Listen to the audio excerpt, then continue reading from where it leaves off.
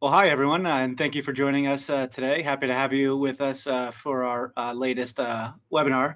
So, as we head into the end of the second quarter here, we have a pretty fun agenda, and the plan, fun. Fun. TBD on that, I guess. So, the plan for today, no market and economic analysis or peer analytics like we do occasionally every quarter. But we're really going to take some time and do a deeper dive into some balance sheet strategy considerations, given the interesting environment that we find ourselves in. And we'll talk about our bread and butter lending and deposit portfolios, but also the wholesale portfolios, investments and funding that, given everything going on, continue to gain more and more importance as we go on. So let's just set the stage here a little bit before we jump into the individual portfolios. So, when we think about the last, call it 15 years or so, more or less, there hasn't been much uncertainty about where the Fed is going to be in the next meeting or over the next 3 meetings. So we're in this extreme period of volatility, uncertainty, as everyone is well aware of. Most recently, we just had our first pause, skip, non-hike, however we want to debate that. So when we think about the rate cycle and also the credit cycle, to use a baseball analogy, are we in the first inning or the ninth inning? Well, I don't know. I don't think we're in the first inning. I also don't think we're probably not in the ninth inning, but we're probably closer towards the end of the game than we are the beginning.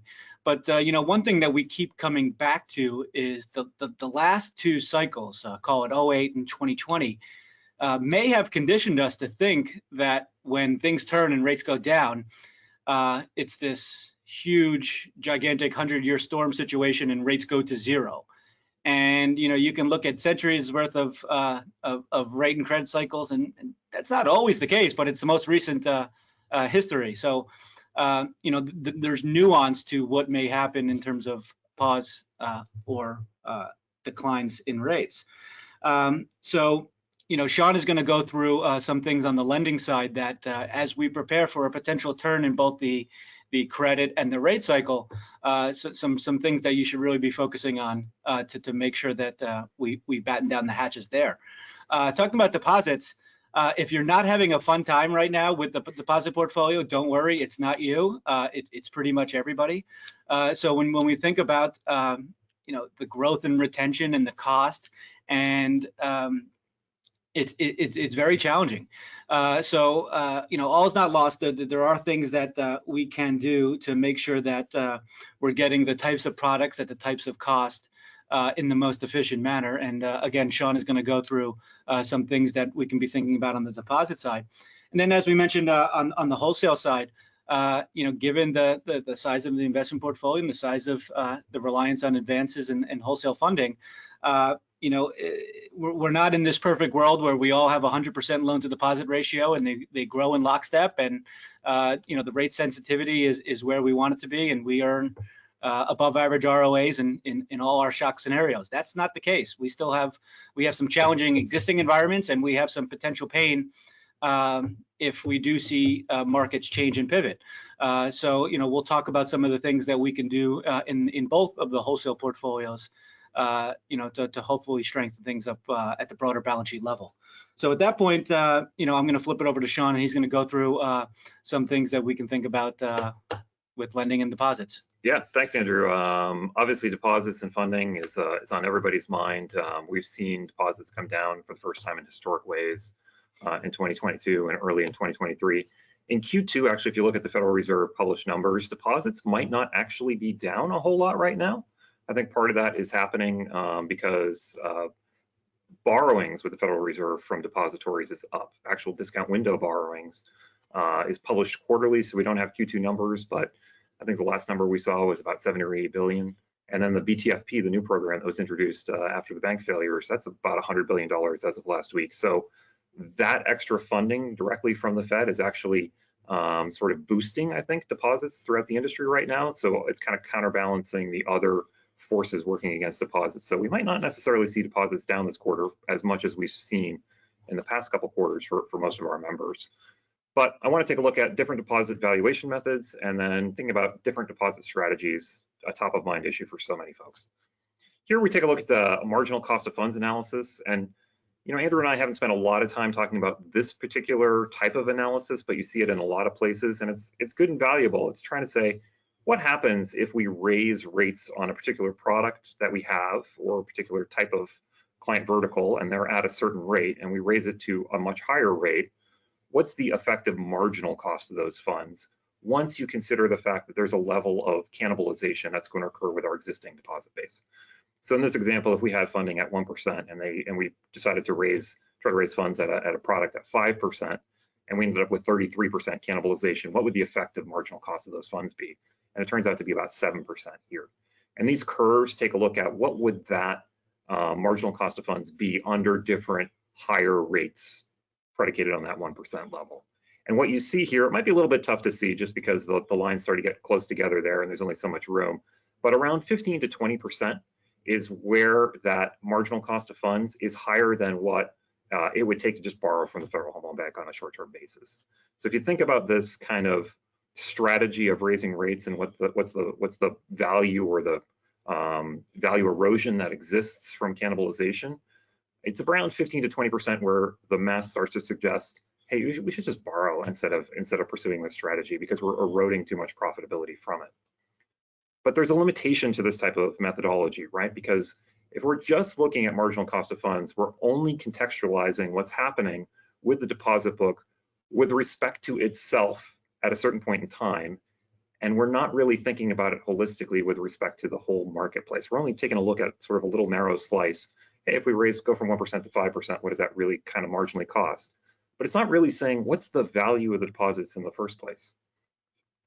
And so this alternative method that I've talked about a time or two is trying to create a funds transfer pricing mechanism, basically, to say, what is the actual profitability of our deposits?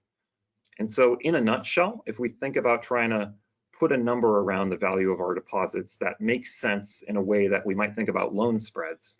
We might think about loans as saying loans plus FHLB plus 250, we think about 250 as the loan spread. Can we do something like that on the deposit side? I would say, yeah, we can take a swing at doing something like that. And here's the basic methodology in a nutshell. We happen to, through our traditional ALM modeling, through EVE modeling, through NII modeling, we have a couple of key metrics. One, the decay rate. Two, the beta. Three, a lag term around how long it will take to reset rates. And if we think about how our deposits behave, I think most folks would realize a lot of deposits are here today, gone tomorrow, kind of come in and out, aren't very long-lived. And implicitly, what we're saying with the decay rate is that's the percentage of deposits that are in sort of that bucket. These are the deposits that are likely to leave within a year. By definition, that's what the decay rate is. So if we think about our overall book or an overall percentage of a product, that decay rate sort of defines this short-term deposit piece, what I'm calling here a non-core float. And then on the total other end of the spectrum, there is a portion of deposits that are very sticky, very static, and aren't very particularly rate sensitive and are likely to stick around almost no matter what we do. And that has sort of a hidden relationship here where we say, we have this deposit beta, in this example, maybe 50% is the deposit beta. How much will the rate of the product go up with respect to Fed funds? If we think about this portion, some portion of balances are very insensitive, not particularly concerned with rate, likely to stick around. 100% minus the beta is that portion of the overall book that is likely to have that behavior. And then how long are they likely to stick around? It's the life. We're assigning some life for the economic value of equity calculation or the net economic value calculation that we're doing to try to figure out our interest rate metrics. That life helps define that core fixed piece. And then the in-between bucket, everything that's left over, I'm calling core float here. These are balances that are likely to stick around, but you have to pay them. They're not particularly sensitive so long as you give them a reasonable deal in a reasonable time frame. And so what's the actual term that we would assign to that deposit? It's the lag term. If we pay them within 3 months, 6 months, whatever time frame that you have in your modeling, that's how long they're likely to stick around. All right, enough about the actual valuation method. Let's try to put this in action and show what these values might be on certain types of deposit books and behaviors. So here we have sort of 5 major breakdowns that a lot of banks use: DDAs now, savings, money markets. And then I added this high cost, which is sort of this super duper product that I'll talk about in a second too, that a lot of folks have introduced as a way to sort of sop up the more rate sensitive pieces. You put in what you think that ultimate rate will be, whether you're there today or you're going to get there probably in the nearer future, what the deposit beta is, the lag term, the decay, the life. And I'm assuming here that the life is just the inverse of the decay. So if it's a 20% decay, that's a 5-year life, for instance. Or if it's a 25% decay, that's a 4-year life. Do the math that as I suggested on the prior slide, that lines up with these profitability numbers you see here. And so the value of this type of analysis is showing not merely that DDA is more valuable than some of the more rate sensitive product, but by how much. So on an annualized basis, that DDA is under current rates assumed to be about 4.3% level of profitability versus say a money market, a particularly rate sensitive or a sort of average sort of rate sensitive money market around 60%, that has a 150. And then if we just multiply that profitability by the life and discount it by an interest rate over that time frame, we get to this lifetime value number. And that's really giving you a good estimate or some baseline to start to do some more rigorous quantitative analysis around what is the real value of the accounts we have and what could you apply that to. Hey, if we have this deposit associated with this loan, how much value is that relative to the loan? Well, I can start to think about these terms and start to think about these are the dollars that are coming in from the deposit through this transfer pricing mechanism. If you had something like, hey, this account had fraud against it, should we honor that and basically continue to maintain this account? We'll start to do the math against what the profitability of that account is to try to figure out what's worth what, basically. So if we had $1 million DDA in this example, maybe the lifetime value of that DDA this is suggesting $239,000. It's really, really valuable versus saying a really high cost, really rate sensitive product that would suggest it's much, much less valuable, only about $12,000 in that example. And then if we think about how sensitive are these assumptions, right? So we showed sort of, all right, we had these 7-year lives on sort of the transaction accounts and 5-year lives on the more rate sensitive non-maturity products. We see these lifetime values, low 20s into sort of the 6-7% range. What if we sensitize some of those examples? And so here we're comparing basically a sort of steady as she goes sort of book at the top, where the lives are assumed to be around 4 to 5 years, and the deposit betas are on that key MMDA product 50%, and on that key savings product 30%. So paying sort of lower, but not super, super low, compared to somebody who's probably got a more rate sensitive deposit book. In this example, it's money markets at 4% with a 75% beta, a super duper product at a 5% level with a 90% beta, and shorter lives. And those are probably really highly correlated. A couple webinars ago, I was talking about sort of the interrelated risks that are a little bit hidden in the balance sheet between interest rate risk and liquidity risk and other risks. Probably life and rate are related as well, where if it's got a higher rate, it's got a shorter life. So it's a double whammy on value erosion. And here we're just comparing those results on sort of this sort of standard book versus a more rate sensitive book. How much is that worth? And the table at the bottom quantifies that value difference on an annualized and then a lifetime value difference. And it shows just how much that's worth. So if we think about that money market product, it goes from 6% to 3% lifetime value. It's a really big difference by paying up more and sort of creating a more rate sensitive clientele. And so training your depositors to be more rate sensitive is probably a short-term solution, but it winds up actually hurting the value creation and the deposit franchise overall in the long run. All right, so now how do we think about applying that in today's world? Because there's, rates are up, people are hungry, depositories are hungry for deposits because it's relatively scarce. What are the methods people are using to attract deposits? And then how do we think about putting all this together? We've got a couple different methods to value them. What are the ways that we can try to attract deposits? So identify here 5 strategies that I think we've seen folks, and especially in our conversations and looking through financial statements and just kind of looking at the broader world, what are these strategies that different depositories are using to try to attract things? And I've got 5. One, that super duper product that we just talked about. This is introducing a higher cost product that's sort of an opt-in product. So if you have more rate sensitive clients, they could go into that product voluntarily. And what the risk, the value of that, you can put on volume. Sometimes there's an opportunity there to really put on volume, and it's lighter administration. The risk, of course, is cannibalization. You could really get your own clientele in there. And what have we seen folks who seem to be more successful with that do? It's sourcing through different channels, particularly something like an online channel. So instead of just having it in the branch level, it's somewhere else. It's some other means by which to gather deposits in order to kind of limit the cannibalization. CD specials, very popular out there, and we've heard very mixed stories, frankly, about the success of those CD specials in different places. Some folks have said they've had great success, some folks less so. The value there, again, you can get volume quickly, but the risk is that you end up with a lot of balances that all come due together. So you end up creating this sort of cycle, this vicious cycle of all the deposits coming up at the same time. And then there's this sort of hidden risk too of if you end up with introduce a 17-month special and then 3 months later introduce a 14-month special. Well, it turns out you introduced everything coming due on the same date next year. And you could end up with a bigger chunk than you thought that you have to replace all at once. That could be good, but they could be risky. Yeah. It could be, yeah. I mean, if rates do come down, right, that could be good. Yeah. If you did that in 2021, I don't think you feel very good about that. And then third, exceptions. This is sort of the granular, root and branch price individual clients.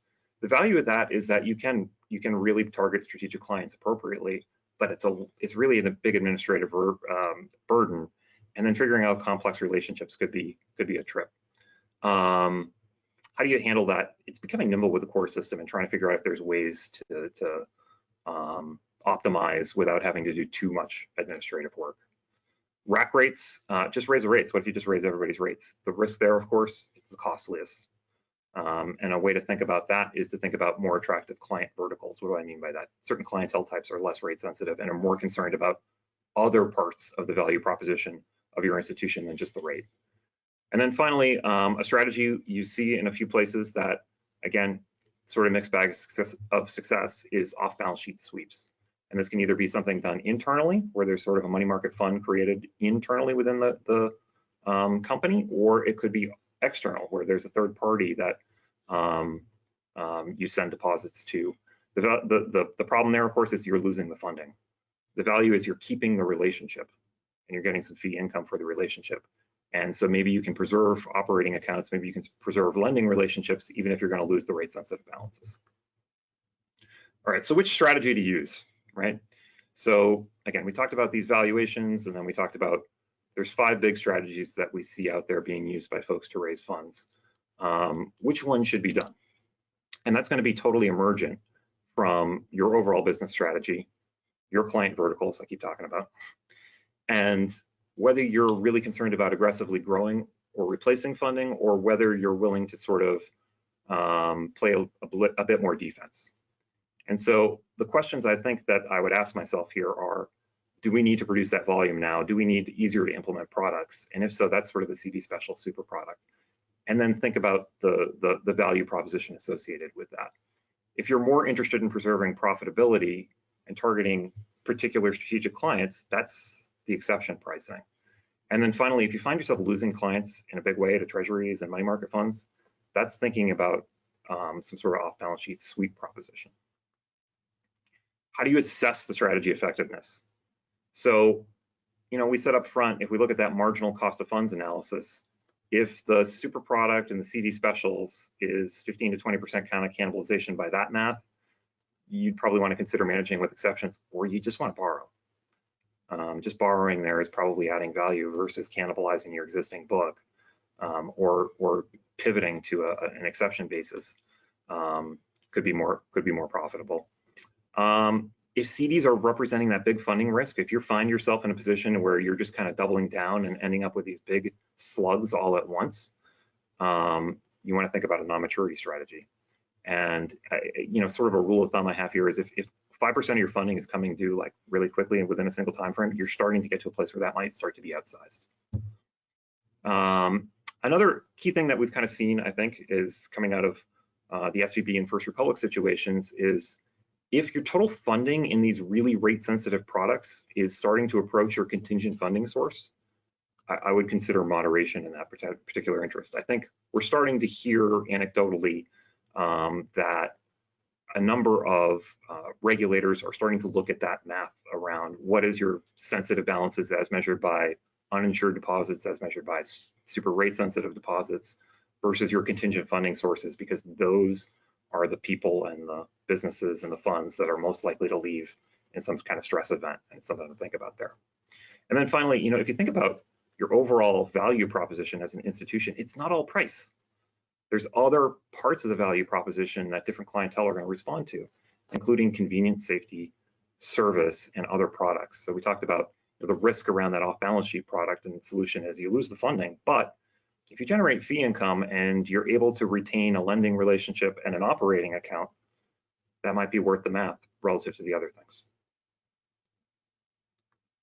All right, let's flip it over to the other side of the balance sheet and talk about lending strategies. And I promise this is not some sort of sales pitch here exactly, but it's or a pitch for magic beans or a magic bullet. But what if there were a way to add 25 to 100 basis points on loan spreads systematically? What would that do to your institution? And this is kind of a bit more bank focused because it's talking about tax rates. But if your loan rates were 25 basis points higher and you had a balance sheet like a lot of folks with 80% of the balance sheet in loans, 60% in fixed rates, 25% tax rate, 9% leverage ratio, that would add one ROE of about 1%. If you double that to 50, guess what? That's 2%. And if you had a really, really significant extreme situation where you had you were a more loaned up institution and with a higher percentage of fixed rate loans, your ROE improvement could be 5.5%, 6%. And all you have to do in order to take advantage of this basically is improve messaging to clients and data collection and some internal communications with staff. What am I talking about? I'm talking about prepayment provisions, one of my favorite topics. All right. And so in the fancy sort of institutional fixed income way of talking about this, we're talking about adding positive convexity. And why is this so valuable? In part because a lot of institutions have limited opportunity to take advantage of adding positive convexity. Andrew has talked about a number of times, a lot of folks have a big residential book, big auto book, and they don't necessarily have this great opportunity in order to roll down the curve when rates start to fall. And so that lack of positive convexity means when you do have an opportunity in things like CRE, CNI, maybe some other sort of personal loan situations to add prepayment penalties and improve your positive convexity profile, either in the lending book or maybe in the investment portfolio through loans that have better prepayment protection, it's all the more valuable than it is otherwise. So let's take a look at a couple of examples here about the value of this prepayment provision. So here's an example of a 5-year, 25-year AM, $5 million deal, priced at $675. The underlying price on this is FHLB plus 250.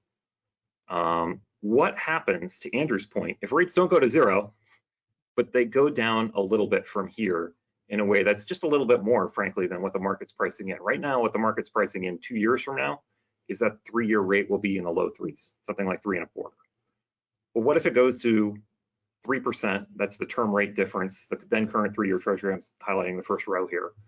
Term rate difference of negative 1%. What's the present value of the rate change? It's negative 2.7%. Makes sense.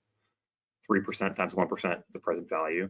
That's 132,000, which means the effective loan on this went from 675, or the effective yield rather, went from 675 to 539. And then if you have a situation where term rates decline even more significantly than 1%, which is, again, to Andrew's point, I don't think we have to go to zero, but going down a little bit more than what the market's predicting right now, I don't think that's an outlandish suggestion. I'm not suggesting that is going to happen, but it's plausible. And if those type of scenarios play out, then these prepayment provisions become very, very valuable.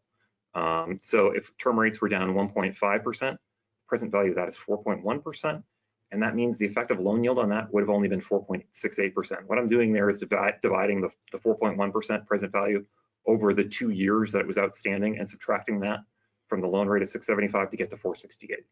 Guess what? You could have bought a 2-year treasury right now for about that.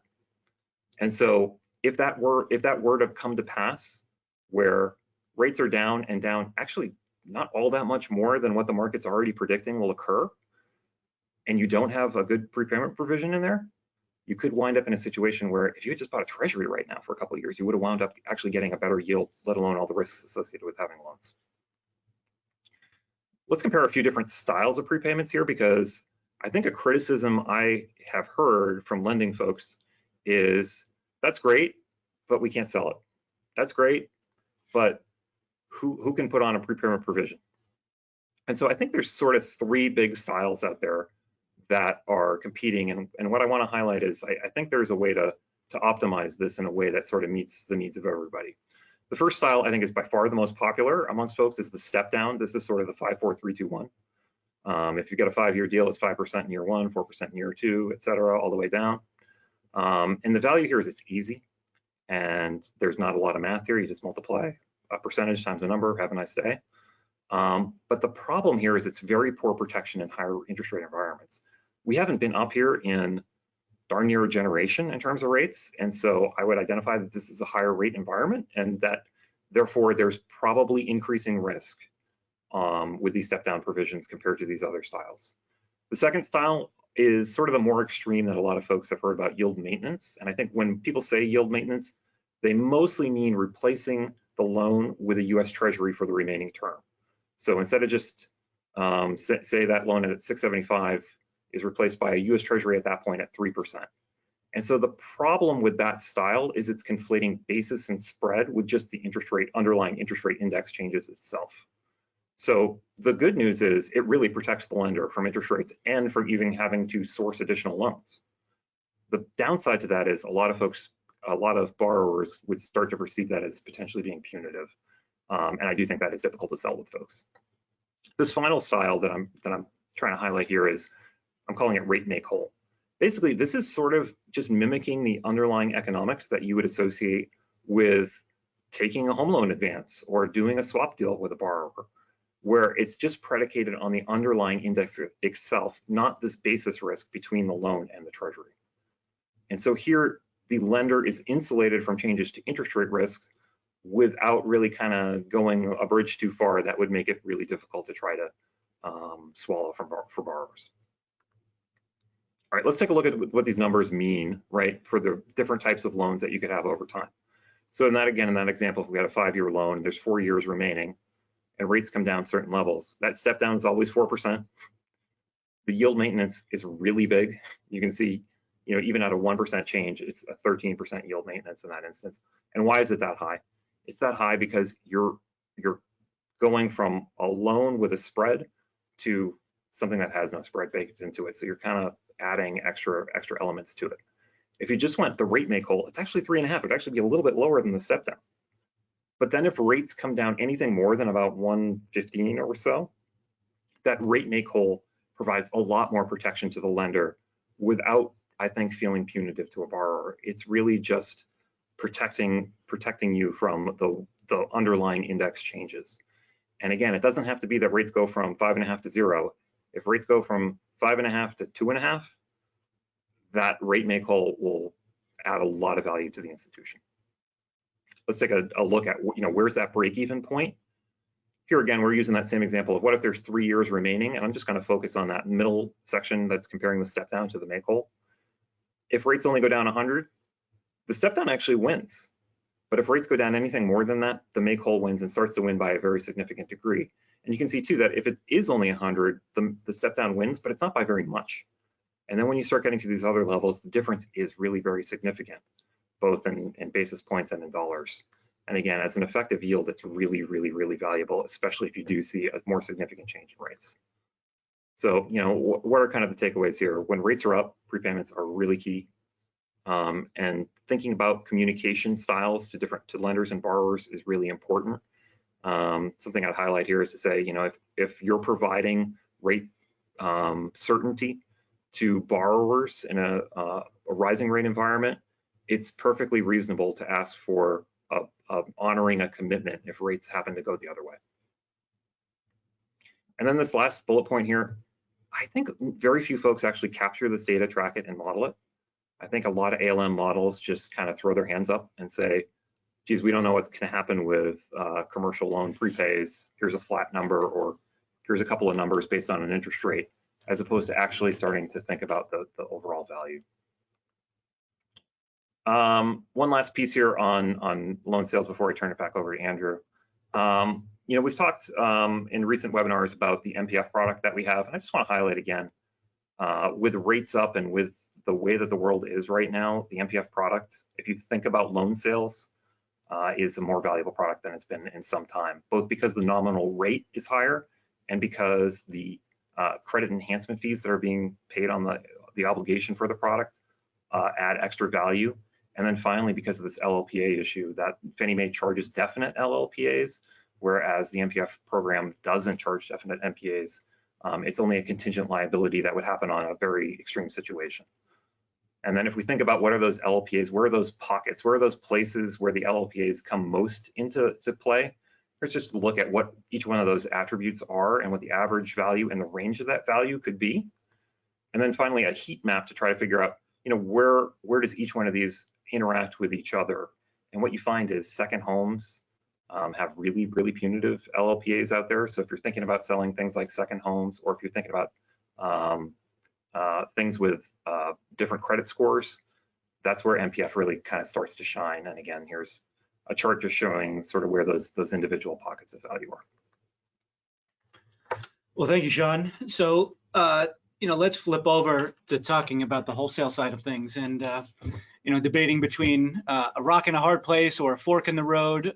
So, you know, pick your analogy, but you know, there's decisions to be made right now in terms of, like we said, preparing for a potential turn in the rate and the credit cycles. And we have two paths that we can go in two key areas, and say, do we start to batten down the hatches and delever and build up our capital ratios and get prepared for some potential credit softness? But at the same time, we're experiencing margin pressure, and so, you know, our static balance sheet isn't producing greater income. So maybe do we use our capital and look to grow through some of that pressure? And then there's pros and cons, and there's times when it doesn't feel great, certainly as we get to talking about investment leverage, given how investments haven't been all too hot over the last year or so. And then the same thing goes for the right-hand side as we talk about these strategies and say, you know, no one's in the business of making rate bets or things like that, but our balance sheets do have natural biases that do better or worse in certain scenarios. And do we want to immediate relief today for the potential of pain that may come with consistent higher rates, or do we want to prepare for that pivot to lower rates? And as Sean talked about, even not necessarily 0% rates, but a little bit lower than where we are now, or even a little bit lower than where markets are expecting.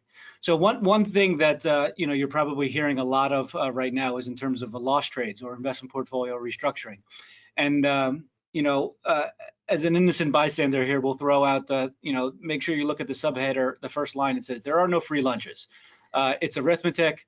And you know, anytime when a loss trade looks particularly good or appealing, it's because there's a shift in the risk profile, right? You know, you can't sell the same asset and replace with the same asset, and magically it starts to look good. So you know, when you look at that more complicated than it needs to be chart on the left-hand side there, all it is comparing this strategy of if we bought treasuries in 2021.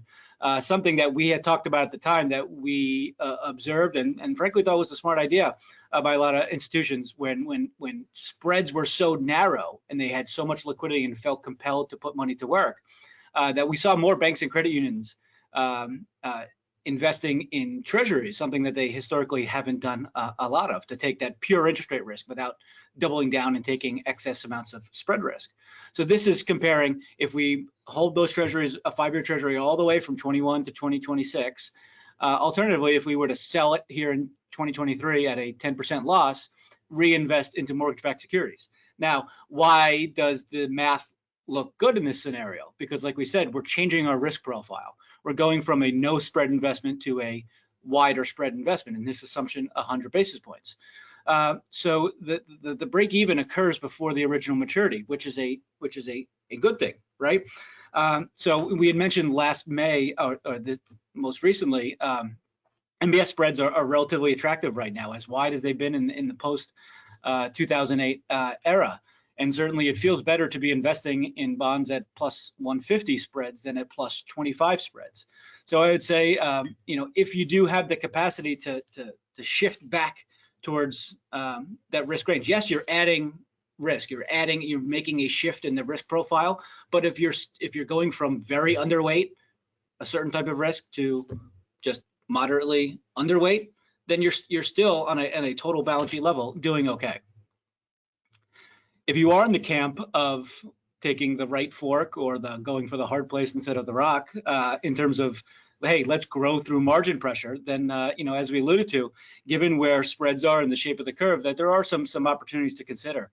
So we're not here to opine about particular appeals of specific assets, but we'll use in these examples a generic mortgage-backed security because it is such a core part of many depository balance sheets.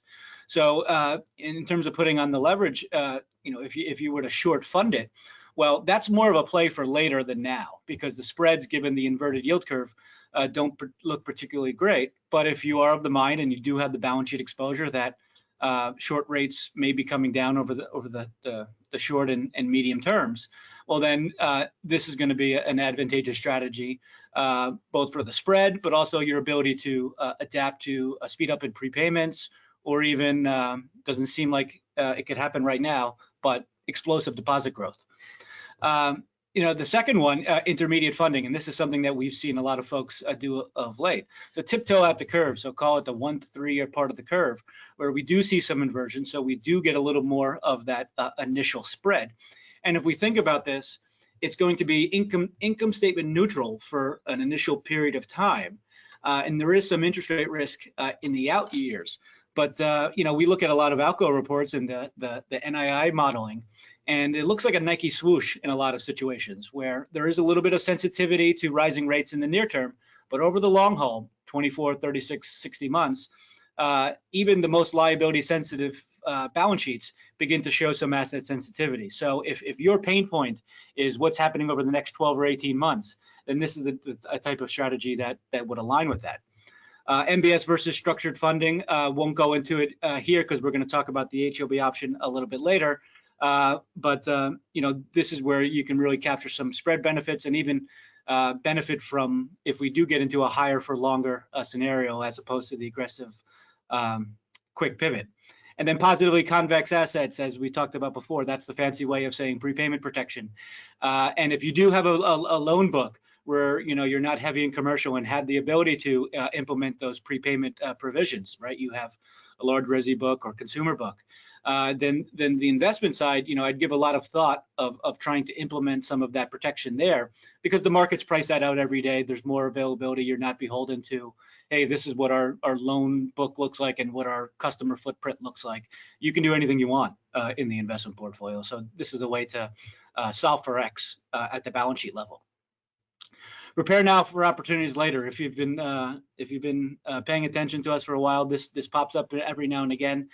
If we do see some of the dislocations like we saw in 2020 or even 2008, there's going to be opportunities to buy assets at spreads that you couldn't even dream of right now.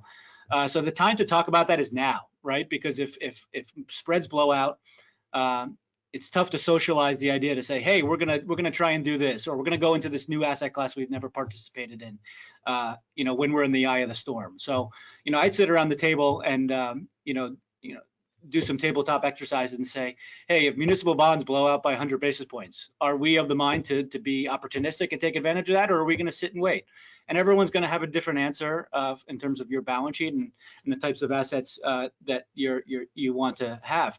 But there's a number of examples and conversations that we've had with folks where they were prepared and ready and were able to take advantage in some of those periods of extreme volatility and really to strengthen the balance sheet for the long haul. And this is going to be asset driven, because fortunately you have advances that are stable in these types of scenarios relative to what happens on the asset side. So the same thing where you want to target what types of assets we may or may not be interested in taking advantage of. Know how you're going to fund it, and then just like we talked about, there's a number of different ways all along the curve that you can do that. So wholesale funding, a couple PSAs here before we get into 3 distinct strategies we want to talk about, is maximizing collateral. And I don't think we've talked to anybody who doesn't like maximizing collateral. Not that they're necessarily against it. It's just there's always competing priorities, right, in terms of getting ducks in a row. So I'll point out 3 things. On your residential pledge, and obviously that's the core part of how you gain capacity. The QCR, qualified collateral report versus listing, it's about what did we say yesterday? It's like 50-50 on folks who do that. So if you're not listing is where you're able to get better starting haircuts, and even pledge certain other types of residential, like second homes, things of that nature. So it takes a little bit of rolling up the sleeves, but it can be beneficial in this environment, right, where it probably doesn't hurt to be one step ahead of a regulator question saying, hey, what does your liquidity on and off balance sheet look like? In terms of other loan types, CRE, multifamily, home equity, you'd probably be surprised at the number of members who don't pledge, who have these on balance sheet and don't pledge them. So again, I would encourage you to reach out, get on the calendar for the collateral review folks, and there's going to be opportunities there. Securities, many depositories are fortunate that in the normal course of business, they don't have to pledge securities in order to gain capacity, but we're not in a normal course of business environment right now. And given the reduced salability, given the underwater marks, we have seen an uptick in folks pledging securities. So it's about 30% right now, depositories who are pledging bonds. And we have done a lot of work, and there are things to be concerned with moving securities over to the Fed, whether for the BTFP or the discount window. And there are some nuances, right? If you're a Massachusetts bank, security corp considerations and things of the nature. But reach out to your relationship manager. We've been through it all in the last couple months and can walk you through it. Rates API. You may or may not know that we've built a tool where you can get our rates in a very seamless and efficient way into Excel, so that you can do incorporate it into your business intelligence process. So whether it's for funds transfer pricing, like Sean talked about, loan pricing, or even just ad hoc analysis. Here are snippets from our very easy to use FAQ document. You can see step 1 is open the workbook, and step 7 is data is ready to use, and probably doesn't take more than a couple minutes, right? Yeah, no, I'm gonna endorse this because I know that I wasn't wise to the fact that this tool really existed until fairly recently, and how valuable it was. It was really easy to set up, and it was really easy for me to use, and I would say that if I were not basically paid to say that. It's a really valuable tool that's underutilized right now. Yeah, so reach out to your relationship manager or to us afterwards, and we can get you set up. Like we said, it's very easy to use. And just got a message from Dan Redmond. He said that the first 10 members who call and ask about the API get 10 basis points. No, that's absolutely not the truth. But but still, follow up, and I think you'll find this to be a valuable resource. We do these webinars and they're a blast, and we come at it from a holistic, 30,000-foot view, because that's what balance sheet management is, right? But sometimes you need to get, a little more narrowly focused. So I'd invite you to check out our website and our strategies and insights section, where we have this new series where it's simply titled How It Works, where we take a specific narrow dive into a number of advanced products.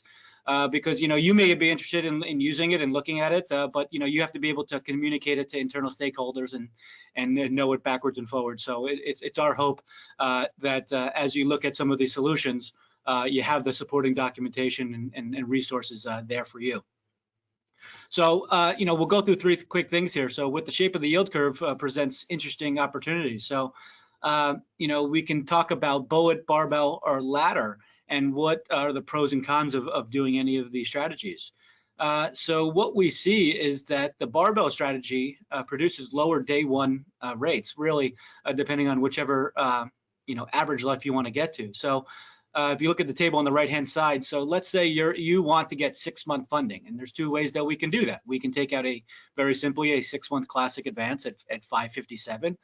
Alternatively, we can pair an overnight position in the daily cash manager with a 1-year classic, and that nets out to an average of 6 months. Now, in this case, that is a day one savings of about 19 basis points. And I say day one because obviously there is some repricing risk with that overnight position, but that's a benefit, depending on what happens with rates. If rates go lower, you'll want to have that faster repricing frequency. And also, as I alluded to before, if investment cash flows speed up, or if deposit growth accelerates and your need for wholesale funding will decline, well, then will want to have the shortest possible maturities so that you can happily hand it back to us. When we talk about blended exposures, right? We look at this matrix here, and the top right and the bottom left are pretty intuitive. The bottom left, we take an overnight advance. We're not getting much in terms of rate protection or in term liquidity protection. And we go to the top right, we borrow long-term fixed. We get liquidity protection and we get interest rate protection. But maybe your balance sheet doesn't need that bundled package for those two different risks. So the top left is where we have seen and heard from members that it's an exposure and a risk profile that a lot of folks are in right now, where they could use some more liquidity protection, but they're not as concerned about the rate protection, right? They're asset sensitive, or they want to be asset sensitive. The term floaters have an awful lot of appeal in this market. And we've talked about this advance for a while. We had a webinar in middle of February, and we said it's an optimal setup for this type of advance. We did not know what was going to happen with SVB about 3 weeks after we had that webinar, but I shouldn't have said that and said, yes, we absolutely knew that was going to happen.